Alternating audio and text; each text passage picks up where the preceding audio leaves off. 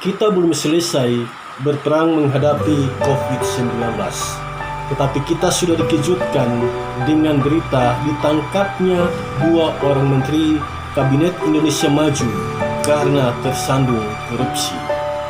Dunia kita saat ini semakin kusut dan kacau.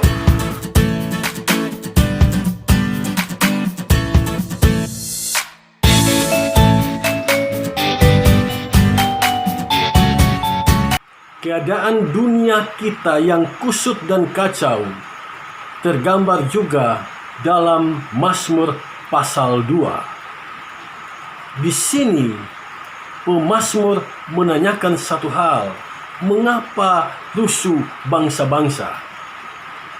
Kata rusuh mengandung pengertian gelisah, cemas, resah.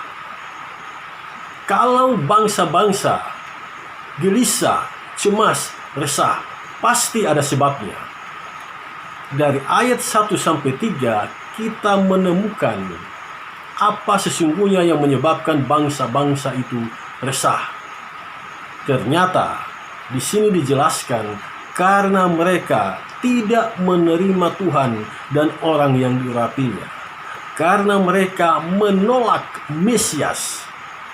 Dalam situasi dunia yang seperti ini, kita melihat 3 kemahakuasaan Allah. Yang pertama, ayat 1 sampai ayat yang ketiga. Di sini kita membaca Tuhan menyebut suku-suku mereka perkara yang sia-sia.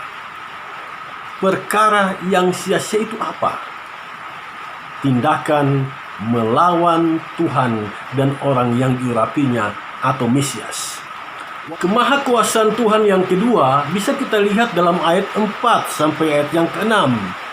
Di sini kita dapat menarik pesan bahwa Tuhan itu berdaulat penuh atas seluruh dunia. Bayangkan di sini dicatat dia bersemayam di sorga. Dia tertawa, dia mengolok-olok mereka. Di sini kita melihat sorga yang tenang. Sementara dunia rusuh.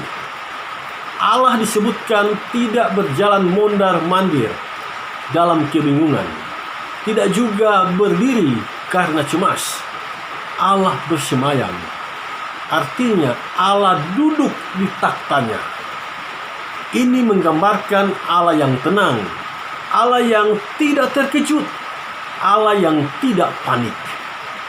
Inilah kemahakuasaan Tuhan yang kedua. Yang ketiga bisa kita lihat dalam ayat 7 sampai ayat yang ke-9. Yang diurapi atau Mesias itu diberi otoritas penuh atas segala bangsa. Apa yang digambarkan di atas? Siapakah sesungguhnya Mesias yang dimaksudkan? Siapa dia? Dari kehadiran Yesus di panggung sejarah dunia, pada akhirnya kita melihat ternyata kehidupan Yesus sesuai benar dengan apa yang digambarkan dalam kitab Mazmur ini. Ketika dia lahir, para Majus dari timur, jauh-jauh datang dari timur, datang menyembah dia. Ketika dia mau naik ke surga, dia mengucapkan kalimat ini, "Kepadaku telah diberikan segala kuasa di sorga dan di bumi." Para malaikat dalam Wahyu 11 ayat 15 pun menyerukan pemerintahan di tangan Yesus atas dunia ini. Sampai di sini jelas di dalam Yesus nubuatan tentang Mesias digenapi. Saudara sekalian, ternyata dunia yang rusuh, dunia yang menggelisahkan kita, yang membuat kita takut, yang membuat kita cemas, itu adalah realitas dunia yang sedang kita hadapi saat ini.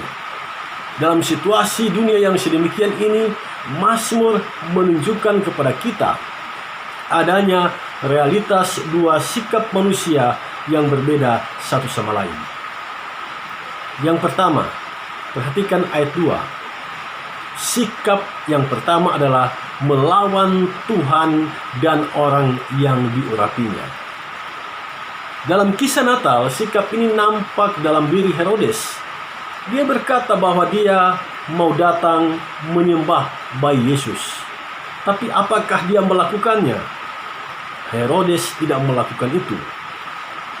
Malah yang dia lakukan adalah membunuh semua anak di bawah usia 2 tahun. Herodes tidak datang menyembah Yesus. Nah, di sini kita mengerti bahwa sikap Herodes, sikap manusia yang melawan Tuhan dan orang yang diurapinya adalah lain di bibir, lain di hati. Manis di mulut, tetapi busuk di hati. Sikap yang kedua dicatat dalam ayat yang ke-12. Sikap berlindung kepada Tuhan. Orang yang berlindung kepada Tuhan menjalani kehidupan bertindak bijaksana, menerima pengajaran Tuhan, dan beribadah kepada Tuhan dengan hormat. Terhadap orang yang seperti itulah Tuhan Yesus berkenan. Tuhan Yesus menyebut mereka di sini berbahagia. Di dunia ini ada banyak catatan bagaimana caranya agar manusia bahagia. Ada yang mengatakan bahwa untuk bahagia kita harus berlaku ikhlas. Sebab orang yang ikhlas, pikirannya tidak terbebani dengan permasalahan hidup. Orang yang ikhlas seperti itu. Ada juga yang mengatakan untuk bahagia kita harus menerima diri kita apa adanya, kelemahan kita, kekurangan kita. Kita harus menerimanya dengan kebesaran hati. Ada juga yang mengatakan untuk bahagia kita harus fokus pada hal-hal yang positif dan diri kita harus dikelilingi oleh orang-orang yang berpikir positif. Orang-orang yang menyayangi dan mengapresiasi kehadiran kita. Jadi orang-orang yang tidak menyayangi kita, yang tidak mengapresiasi kita, hubungan relasi kita dengan orang itu diputuskan. Bukan berarti kita tidak bersahabat dengan dia, tetapi kita membatasi diri, bertemu dengan orang itu. Nah, semua pengajaran ini baik adanya, sangat baik. Yang menarik perhatian kita sekarang adalah kunci bahagia menurut Mazmur pasal 2 ini. Ternyata kunci bahagia adalah sikap hidup berlindung pada Tuhan. Berlindung itu ibarat payung. Kita aman di dalamnya dari terik matahari dan hujan. Ujian ke arah itu dapat kita lihat dalam realitas dunia kita yang sedang menghadapi COVID-19. Adakah di tengah situasi dan kondisi dunia yang sedemikian ini, kehidupan kita mencerminkan orang-orang yang sedang berlindung kepada Tuhan? Apakah kita dalam situasi pandemi COVID-19 ini telah memperlihatkan kehidupan yang bijaksana, yang menerima pengajaran dari Tuhan dan tekun beribadah? Apakah itu nampak dalam kehidupan kita? Faktanya, masih ada orang yang hidup sembarangan. Mereka tidak mau taat pada protokol kesehatan. Natal Yesus Kristus membawa kebahagiaan dalam kehidupan kita jika kita belajar bertindak bijaksana, menerima pengajaran Tuhan dengan sungguh-sungguh dan tekun beribadah. Memang hal ini tidaklah mudah. Kita harus bertekun memperjuangkan semuanya itu. Ingatlah, jalan yang mulus dan lurus tidak akan menghasilkan pengemudi yang hebat. Laut yang tenang tidak akan menghasilkan nakoda yang hebat.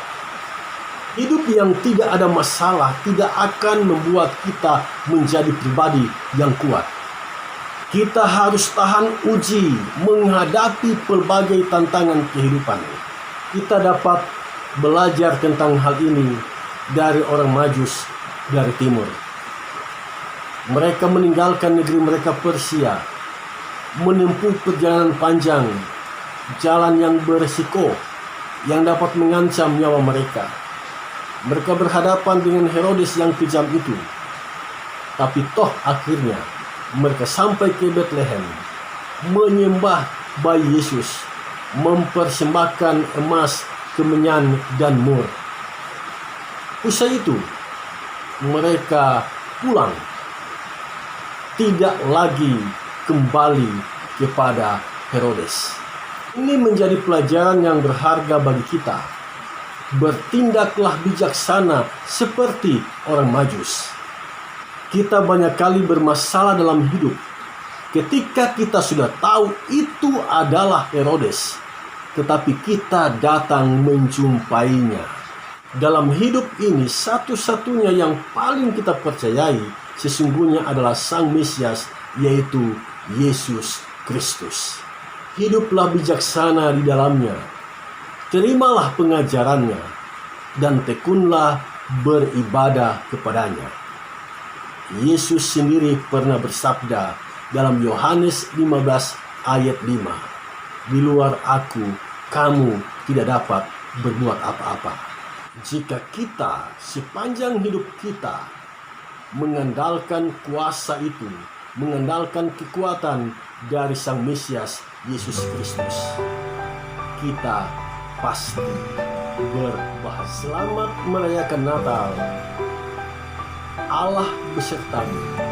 Dialah Sang Immanuel.